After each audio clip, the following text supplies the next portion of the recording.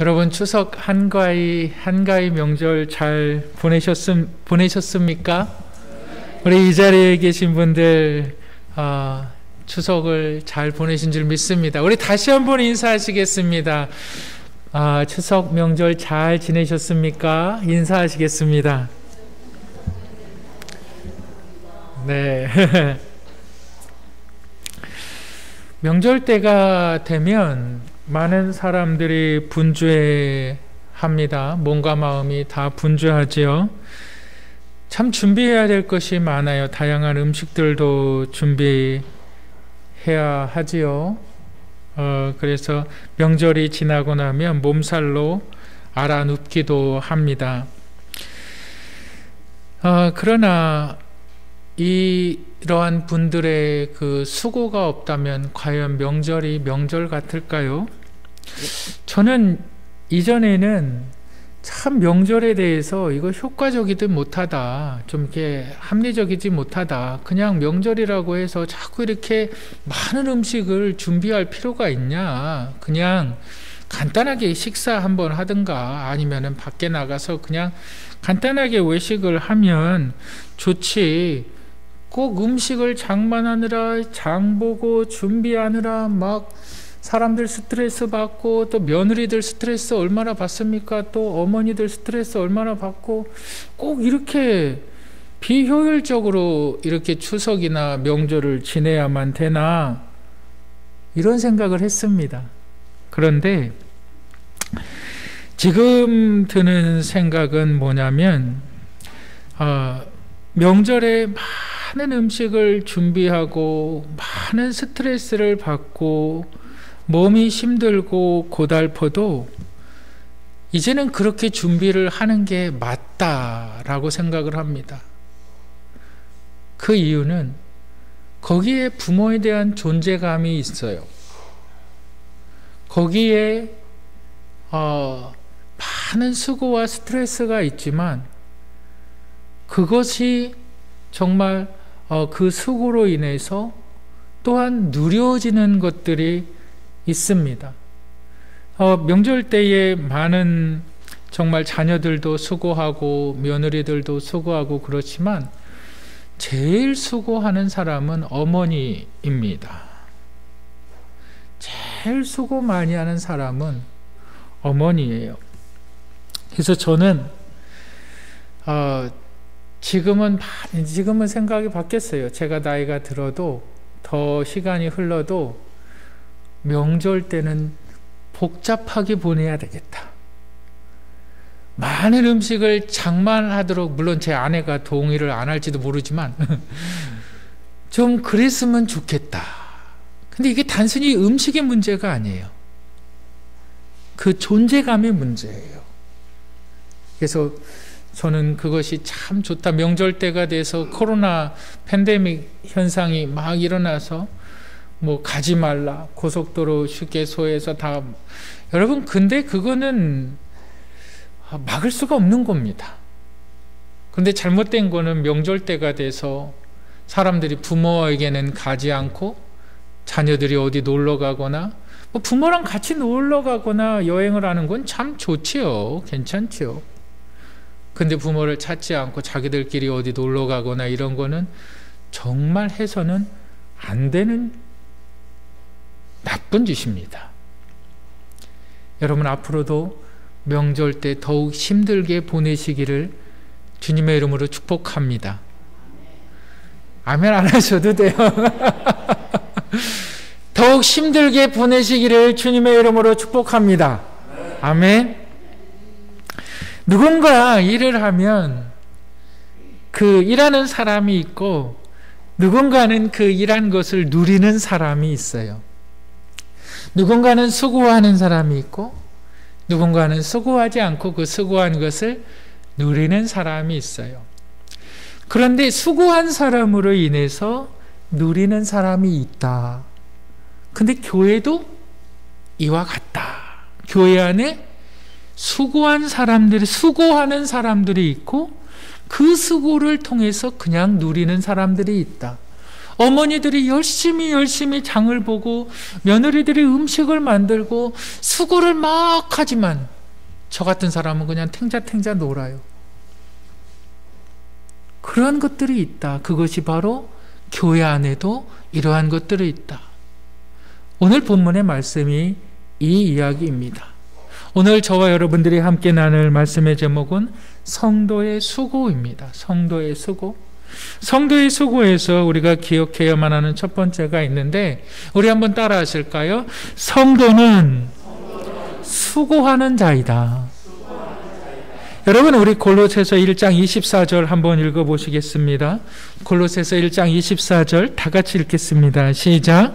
나는 이제 너희를 위하여 받는 괴로움을 기뻐하고 그리스도의 남은 고난을 그의 몸된 교회를 위하여 내 육체에 채우노라.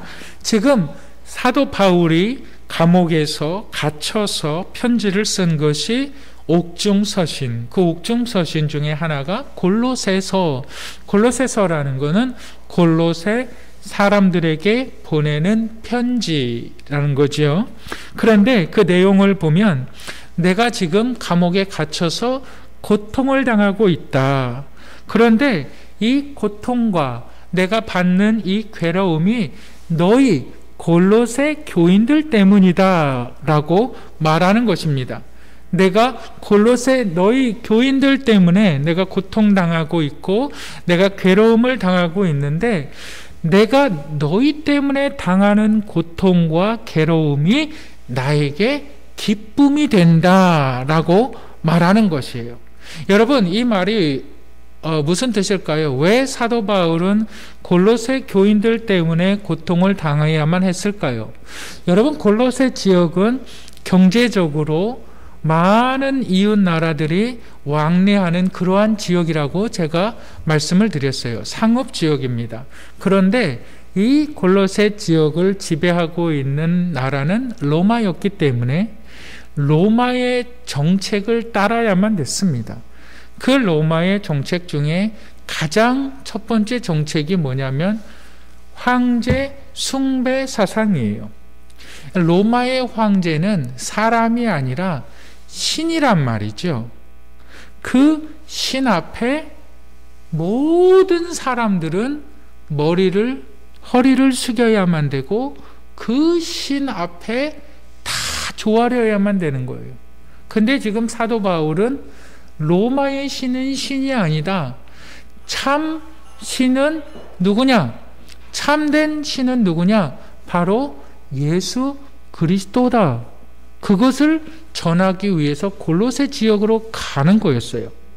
그러니까 사도 바울이 전하고자 했던 것이 로마의 정책에 있어서는 절대 받아들여서는 안 되는 것들이었죠. 그러니까 사도 바울을 잡아다가 너는 골로새 지역에 왜 가냐? 예수가 그리스도다. 예수가 구원자다라는 것을 전하기 위해서 골로새 지역에 가는 거다. 그래? 그러면 너는 잡아가야 되겠다 하고서 로마의 감옥에 잡아넣은 거예요. 그리고 그 감옥에서 사도 바울이 편지를 씁니다. 내가 감옥에 갇힌 것이, 여기서 받는 괴로움이 너희를 향해서 가고자 했던 것인데 오히려 이것이 나에게 기쁨이 되어서 너희에게 이렇게 편지를 쓰게 되는구나. 사도 바울이 감옥에 갇히지 않았다면 편지를 쓸 일도 없었겠지요. 그런데 오히려 감옥에 갇힘으로 말미암아 골로새서라는 편지를 씁니다. 근데 그 편지의 내용이 이거예요. 내가 너희를 위하여 받는 괴로움이 나에게 기쁨이 되고 그 기쁨이 그리스도의 남은 고난이 되어 이제 내 육체가 그리스도의 남은 고난을 채우는 도구가 된다. 그리고 이어서 25절에 이렇게 얘기합니다. 내가 그렇게 고난을 받는 거는 이유가 다 있다. 25절, 1장 25절 한번 다 같이 읽어보실까요? 읽겠습니다. 시작.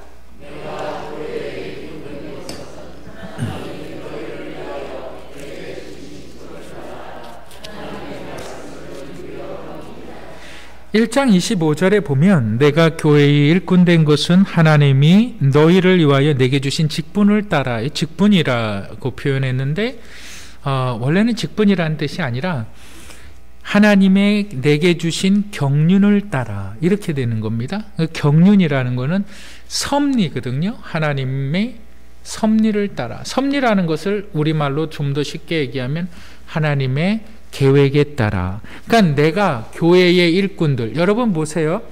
24절에는 골로새 교회 너희 성도들 한 사람 한 사람 너희를 위하여, 너희라는 말을 썼는데 25절에는 그 너희가 내가 교회의 일꾼 된 것을, 그러니까 지금 사도 바울은 골로새 교인들 한 사람 한 사람을 교회로 지칭하고 있는 거예요. 여러분, 제가 뭐라 그랬죠? 교회는, 여러분, 구약에는 성막이 교회처럼 느껴졌어요. 그런데 신약에는 건물이 아니라 예수 그리스도를 믿는 한 사람 한 사람이 교회인 거예요. 그런데 우리나라 같은 경우는 이제 뭐 장로교회나 이런 많은 개신교회에서는 구약의 성막, 구약의 하나님을 예배했던 제단, 그런 것들이 교회의 모형으로 인식되어질 때가 많이 있어요. 그런데 그것이 아니라 예수 그리스도께서 십자가에 못 박혀 죽으실 때에 하늘에서 휘장이 갈라졌어요. 휘장이 쫙 갈라졌어요. 그것은 무슨 뜻이냐면 더 이상 하나님은 이 휘장 안에 거하시지 않는다라는 거예요. 다시 얘기하면 예수 그리스도를 믿는 한 사람 한 사람 너희를 통해서 성령 하나님이 이제 너희 가운데 거하시고, 구약의 성령 하나님은 어땠을까요? 구약의 성령 하나님은 거하셨다가 떠나가기도 하시고,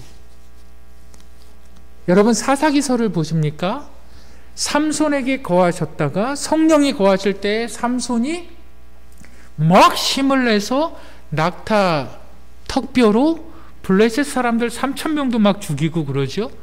그런데 여호와의 영이 임하시니까 삼손이 3,000명을 낙타표로 죽였더라. 그런데 삼손이 힘을 못 쓸 때가 있어요. 언제일까요? 여호와의 영이 떠나가니라. 그 여호와의 영이 성령이거든요.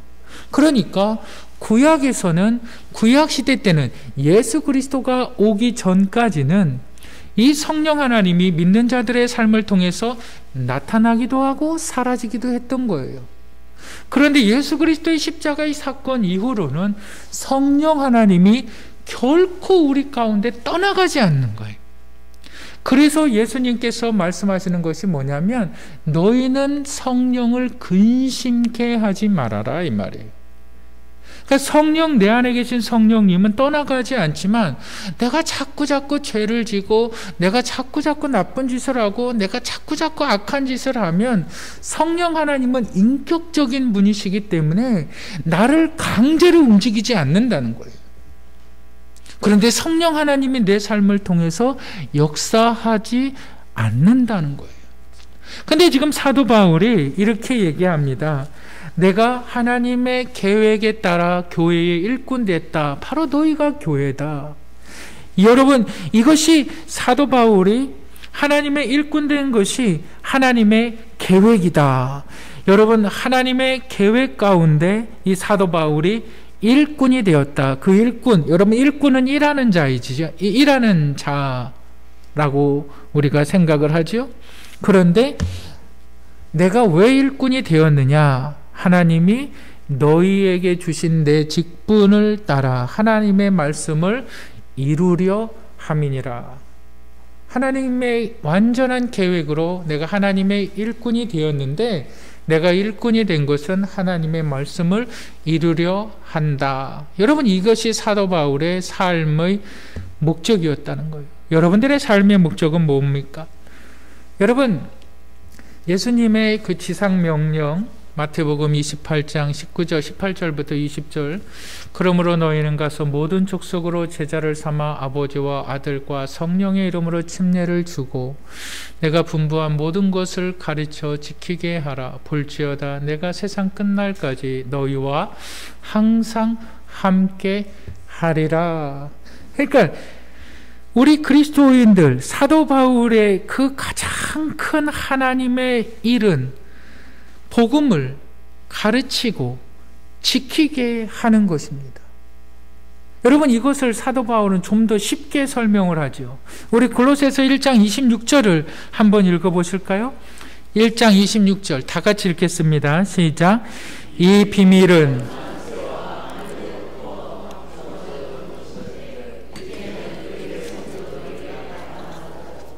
지금 보세요. 내가 교회의 일꾼이 되었도다.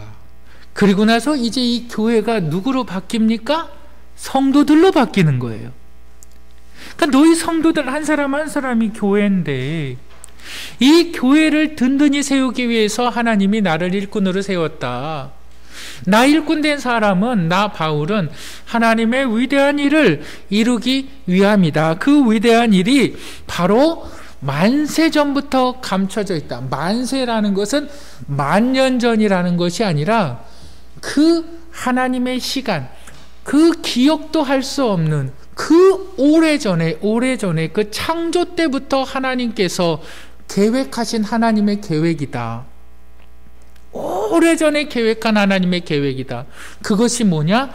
바로 하나님의 비밀이다. 여러분, 이 비밀이 뭘까요? 여러분, 이 비밀을 깨닫는 분들 되시기를 바랍니다. 하나님께서 아담과 하와를 만드시고 하나님의 형상을 따라 만드셨을 때에 하나님께서 기뻐하시고 그들을 즐거워하셨다. 그러니까는 하나님께서 즐거워하셨다. 정말 아름답다. 정말 좋다. 여러분들의 삶의 모습, 여러분의 아기 때, 여러분 어렸을 때 그 모습 있잖아요. 제가 이번에 추석 때 제 딸이 예은이가 이제 사진을 찍어서 저한테 보냈는데 자기 돌 100일 사진하고 저 100일 사진하고 할아버지 100일 사진하고 세 장인데 셋이 똑같이 생겼어요. 그 참 재밌더라고요. 그러니까 할아버지하고 저하고 예은이하고 이 생김새가 똑같아요. 참 보고 기분이 좋았어요. 여러분, 그 기분 좋지 않아요? 여러분, 하나님께서 그렇게 기뻐하셨다는 거예요. 우리를 지으시고 즐거워하셨다는 거예요. 그런데 사단이 죄를 짓게 만들죠. 이것을 먹으면, 여러분, 선악과는 뭐라고 제가 말씀하셨지요? 하나님과 사람과의 경계선이었거든요. 근데 이 경계선이 무너진 거예요. 선악과를 따먹는 날에는 내가 정령 죽으리라라는 것은 하나님과 사람과의 넘지 말아야 될 선이거든요. 나는 하나님이 되고 너희는 피조물이 되고. 그런데 하와가 딱 보니 먹음직도 하고 맛이 탐스러워 보이는 거예요. 자기가 한 입을 먹고 누구에게 줍니까? 아담에게 주게 되죠. 그랬을 때 단순히 이것은 사과를 먹은 것이 아니라 뭘 깬 겁니까? 하나님과 사람과의 경계를 깬 겁니다. 그것을 인류의 죄악이라 그래요. 단순히 사과 한 입 깨물었다는 것이 아니에요. 그래서 나오는 4장 이후로부터 계속 나오는 것이 뭡니까? 하나님과 사람과의 경계가 무너지니까 사람이 하나님처럼 되고자 해서 뭘 시작합니까? 탑을 쌓기 시작하는 거예요. 내가 높아지리라. 내가 높아지리라. 끝까지 높아지리라. 어디까지? 하늘이 닿을 때까지. 그런데 이것이 사람에게서부터 시작이 된 것이 아니라 바로 사단에게서부터, 에스겔서 28장과 이사야서 14장에 보면 천사로 지음을 받은 가장 아름다운 천사장이었던 루시퍼라는 천사장이 자기가 아름다움으로 하나님과 자신과의 경계를 넘어서 버려요. 그것이 뭐냐면 내가 지극히 높은 자와 같이 내 자신을 북극성 위에 두리라 그러는 거예요. 다시 얘기하면 사단의 타락은 바로 그의 교만, 하나님과 같이 되겠다라고 생각한 그 교만에서 왔고, 그 교만으로 말미암아 사단은 하나님으로부터 천상에서부터 버림을 받아서 떨어진 곳이 바로 에덴이에요. 바로 그 에덴에서 사단은 자신의 죄악을 사람들에게 이식시켜 주는데, 그 이식의 첫 번째 희생자가 바로 하와가 되는 거예요. 그래서 인류는 이제 죄악 가운데 죄악의 DNA를 계속적으로 퍼뜨려 나가는데, 그것을 하나님이 막고자 어떠한 계획을 세우느냐? 바로 죄를 알지도 못하는 자, 죄의 DNA를 받지 않는, 죄를 해결해야 될 자가 필요했다. 그렇다면 그가 누구냐? 우리 중 하나, 삼위일체 가운데 하나, 우리가 가서 그들을 구원해야 되겠다. 그래서 하나님 중에 한 분인 예수 그리스도께서 지극히 높으신 하늘의 보좌를 버리시고 이 땅의 인간들을 위해서 오셔서 인간의 몸을 입으시고 사람에게서 나셔서 남성의 정자를 받지 아니하시고 동정녀 마리아에게 태어나셔서 죄 없이 살아가다가 죄 없이 십자가에 죽으심은 죄인들을 살리려 하시기 위한 하나님의 영원한 계획 비밀이다. 이것이 만세 전부터 감추어졌던 하나님의 계획이고, 이 계획을 전하기 위하여 나는 복음의 일꾼으로 세워진 것이다 라고 말하는 거예요. 여러분, 이게 비밀이라는 거예요. 만세 전부터 감추었던 하나님의 비밀이 이제 나를 통해서, 너희를 통해서, 여러분, 복음이라는 말을 우리가 다 알고 있죠. 영어로는 가스펠이라고 말하고 헬라어로는 유앙겔리온이라고 말하는데, 복음이라는 말은 기쁜 소식, 굿뉴스라는 말이죠. 그런데 사실 이 헬라 시대 때 이 복음이라는 말이 많이 사용됐어요. 그러니까 우리가 기독교에만 사용되는 것이 아니라, 여러분, 애를 갖지 못하던 사람이 아기를 가졌어요. 그 기뻐요? 기쁘지 않아요? 기쁘죠. 그때 복음이라고 말했어요. 로마의 황제가 등극할 때 기쁜 소식, 그것을 복음이라고 말했어요. 그러니까 복음이라는 말은 기쁜 소식이에요. 그래서 이 사도 바울은 이 복음 앞에, 기쁜 소식 앞에 늘 다른 수식어를 넣기 시작했는데, 그것이 뭐냐면 하나님의 복음이라는 말을 넣었어요. 모든 기쁜 소식과는 차별된 하나님의 기쁜 소식, 하나님께서 너희에게 전해주는 기쁜 소식을 너희가 들었느냐? 하나님으로부터 오는 그 기쁜 소식을 너희가 들었느냐? 너희의 모든 죄악이 사하여졌다. 너희가 이 소식을 들었느냐? 너희는 모든 죄가 사하여진 예수 그리스도의 십자가의 은혜로 너희의 모든 죄악이 사라졌다는 이 놀라운 기쁨의 소식을 너희가 들었느냐? 바로 이 소식을 전하기 위해서 나는 쓰임받는 하나님의 일꾼이다. 이 일을 위해서 수고한다. 여러분, 복음을 위해서 수고하시는 분들이 되시기를 주님의 이름으로 축복합니다. 여러분, 그런데 이 복음을 전하는 것은 결코 쉽지가 않습니다. 복음을 전하는 것은 그렇게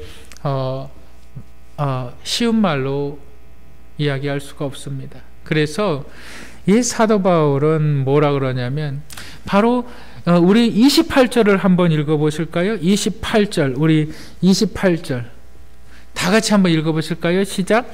우리가 그를 전파하여 각 사람을 권하고 모든 지혜로 각 사람을 가르침은 각 사람을 그리스도 안에서 완전한 자로 세우려 함이리니. 여러분, 여기서 주목해야 될 단어가 있는데 그것은 모든 지혜. 복음을 전하기 위해서 너희에게 사회과학의 지식도 필요하고 너희에게 경제학의 지식도 필요하고 너희에게 과학적인 지식도 필요하고 너희에게 인문학의 지식도 필요하고 모든 지식의 총화가 예수 그리스도의 복음 앞에서 매여져야 된다, 이 말이에요. 그러니까 너희의 모든 삶의 경험을 통해서 예수 그리스도께서 드러나야 된다. 길선주 목사님께서 평양에서 부흥회를 하시는데 그가 했던 말은 그의 삶을 통해서 나타나는 거였는데 그는 이렇게 복음을 전했어요. 어떻게 복음을 전했냐면, 야, 너 그 옛날에 평양에 이렇게 자판 같은 것이 있잖아요. 그때 사람들이 이렇게 많이 모였어요. 야, 저기 은행 다니는 사람도 예수 믿고 저 무슨 상해 사장도 예수 믿는데 너는 자판에서 앉아서 자판 팔면서 네가 뭐라고 예수 안 믿냐? 저 사장도 예수 믿고 저 은행 다니는 사람도 예수 믿는데 니까짓 게 뭐라고 예수 안 믿냐? 그렇게 복음을 전했어요. 그 사람의 지식이에요. 그 사람의 경험이에요. 우리의 지식과 경험은 달라요. 우리가 만나는 사람들의 부류도 다르고요. 우리의 가족들도 다 달라요. 나의 지식의 총화가 예수 그리스도를 향해서 매여져야만 되는 거예요. 나의 지식의 모든 총화의 결정체는 예수 그리스도를 향해서, 이 일을 위해서 너희가 수고해라. 이 일을 위해서, 아니 나는 목사님 말을 잘 못해요. 목사님 저는 잘 논리적으로 말을 잘 못해요. 삶으로, 잡채로, 맛있는 밥으로, 친절함으로 모든 우리의 삶의 지혜가 복음에 맞춰져야 된다. 이를 위해서 수고해라. 너희 교회에 이렇게 수고하는 자가 있어야 된다. 그리고 그 사람들의 수고로 인하여서 그냥 누리는 자들이 자라나고 있다. 여러분, 성도는 뭐라고요? 수고하는 자다. 이 복음을 위해서 수고하는 분들이 되시기를 주님의 이름으로 축복합니다. 아멘. 두 번째로 성도의 수고에서 기억해야만 하는 것이 있는데, 따라하시겠습니다. 소망을, 따라하세요. 소망을 주자. 네, 우리 한번 골로새서 1장 27절 다 같이 읽어보실까요? 27절 시작.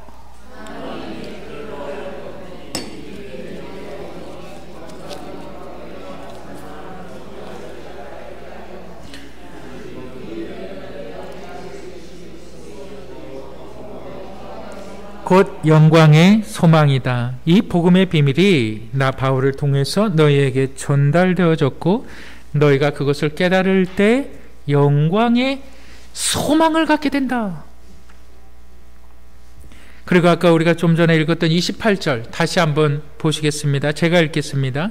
그것을 바울은 좀 더 구체적으로 말하는데, 우리가 그를, 예수 그리스도를 전파하여 각 사람을 권하고, 뭘 권한다는 거예요? 그를 믿어라, 권하고 모든 지혜, 모든 우리의 지혜와 지식과 경험의 모든 것을 다 털어서 각 사람을 가르쳐요. 뭘 가르친다는 거예요? 예수 그리스도를 가르쳐요.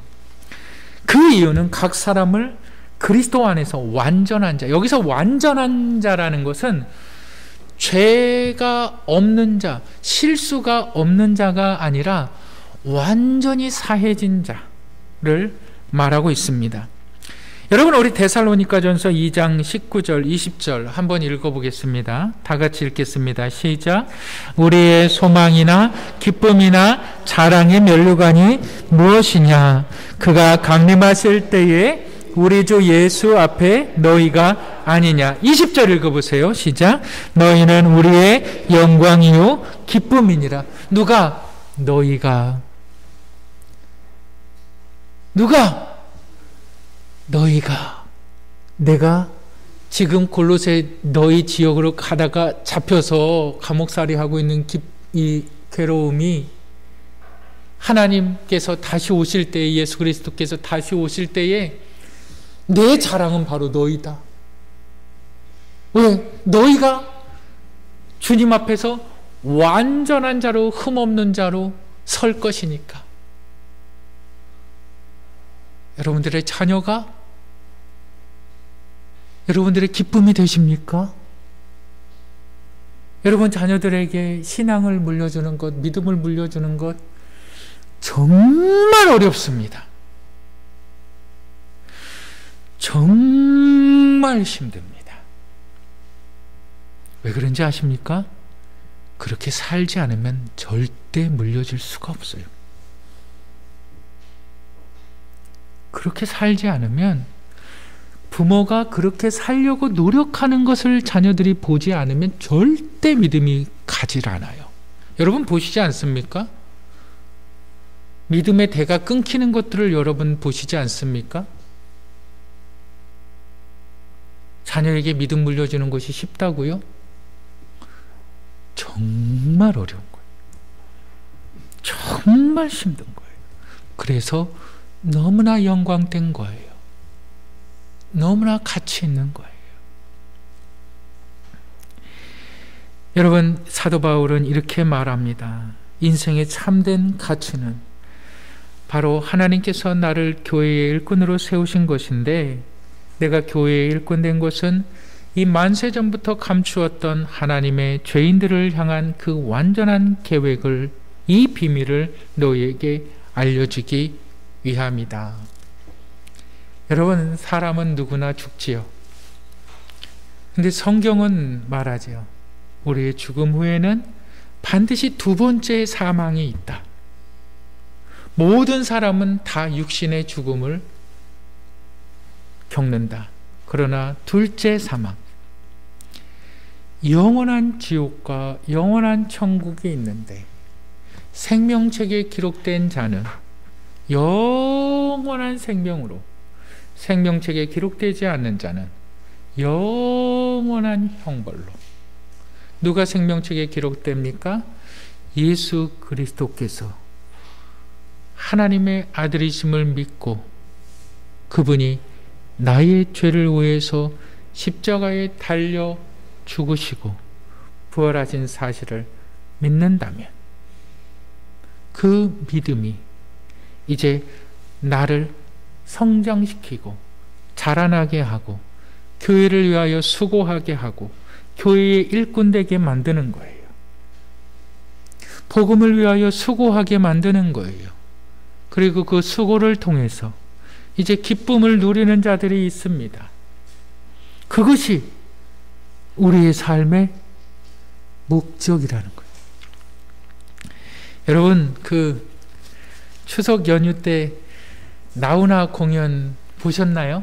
보신 분 한번 손들어 보세요. 나훈아 공연. 네, 나훈아 공연 안 본 사람은 애국자가 아닙니다. 나훈아 공연 본 사람 다시 한번 손들어 보세요. 네. 장로님. 우리 장로님 그 나훈아처럼 이렇게 꺾기를 참 잘하시는데 참 매력적이에요. 그 나훈아 씨가 76세인가요? 그분이, 네. 아무튼 70세가 그렇게 넘으셨는데, 여러분, 그가 모든, 정말 사람은 아니지만 한국 사람들에게 힘을 줬어요. 힘내라 그랬어요. 그래서 그 타이틀도 그 대한민국 어게인 이거예요. 대한민국 어게인, 대한민국 다시 한번 힘내라 이거예요. 근데 얼마나 자기 관리를 잘 하시는지 대단한 것 같아요. 여기 나훈아에 대한 그 삼성가, 나훈아가 그 일화가 여러 가지가 있는데 삼성가에서 이건희 회장이 나훈아의 그 빅팬이기 때문에 나훈아를 90년대 때 초대를 했습니다. 자기의 생일 잔치에. 근데 이제 그때 당시에 나훈아 이렇게 유명한 삼성가에서 초대를 받은 사람들은 한 2곡 정도 노래를 부르고 3천에서 4천만 원을 받아갔다고 합니다. 노래 2곡 부르고 3천만 원, 4천만 원 받는 거예요. 근데 나훈아를 초청을 했어요. 그러니까 나훈아가 뭐라 그러냐면, 나는 대중 예술가다. 내 노래를 듣고 싶으면 공연 티켓을 사서 내 공연을 봐라. 그렇게 거절했죠. 대단한 분이에요. 그리고 또 하나는 그 나훈아 씨가 저는 참 대단한 것 중에 하나가 뭐냐면, 곡들을 다 자기가 써요. 다 자기가 쓰고 자기가 작사 작곡을 다 하지요. 얼마나 참 대단한지. 나훈아 노래를 몇 번 따라했는데 저는 그러한 재주가 전혀 없어요. 근데 나훈아가 기쁨을 줬어요. 그래서 막 정치권들은 영원히 죽지 않고 우리와 함께 했으면 좋겠습니다. 정치권들은 또 이제 거기에 따라서 이제 막 좋은 반응을 하죠. 시민들의, 대중의 눈이 있으니까. 여러분, 그 공연을 보고 힘이 나지 않습니까? 국민이 힘이 있으면 위정자가 설 수 없습니다. 자신이 70평생을 살아보니까 왕이나 대통령이 국민을 위해서 목숨 바친 일은 결코 없더라. 누가? 국민이 나라를 지키더라. 100% 맞는 말 아닙니까? 정말 맞는 말 아니에요? 저 맞는 말이라고 생각해요. 그 일을 통해서, 그 말들을 통해서 국민들이 힘을 얻었어요. 여러분, 우리는 나훈아와 같이 그 노래를 꺾기로 이렇게 잘하지 못하죠. 나훈아와 같이 그렇게 어떤 퍼포먼스를, 그렇게 무대 예술을 잘 만들어내지 못하죠. 여러분, 우리는 나훈아와 같이 그러한 어떤 강한 남자의 그러한 어떤 그 슈퍼내추럴한 그런 탤런트가 있지를 않아요. 그러한 재능이 우리에겐 있지 않아요. 그렇다고 우리가 다른 사람에게 힘과 용기를 주지 못하느냐? 이게 아니에요. 지금 사도 바울이 얘기하는 거예요. 너희가 이 은혜를 깨달았으면 이것으로 사람들에게 힘과 용기를 주어라. 아, 목사님, 나는 말을 잘 못해요. 음식으로. 아, 목사님, 저는 음식도 잘 못해요. 표정으로, 말로 이 복음의 총화이신 예수 그리스도를 알게 해라. 그 일을 위해서 수고해라. 그 일이 너희의 삶의 목표가 되어야 된다. 사도 바울이 뭐라 그래요? 나는 이 일을 위해서 일꾼이 되었노라. 여러분, 성도는 수고하는 자입니다. 성도는 힘과 소망을 주는 자들입니다. 소망 되시는 예수 그리스도, 우리가 다 인정하잖아요. 우리 죄 많은 것을 다 인정하잖아요. 우리 다 알잖아요. 삶에 넘어진 자들에게, 예수 그리스도를 알지 못하는 자들에게, 슬픔을 당하는 자들에게, 여러분이 코로나 때문에 얼마나 많은 사람들이 힘들어하고 있습니까? 정말 하나님의 은혜의 시간입니다. 이 힘든 시간에 이 소망의 메시지를 삶으로, 표정으로, 음식으로, 친절함으로 전하셔서 교회의 성도로 세우는 저와 여러분들이 되시기를 주님의 이름으로 축복합니다.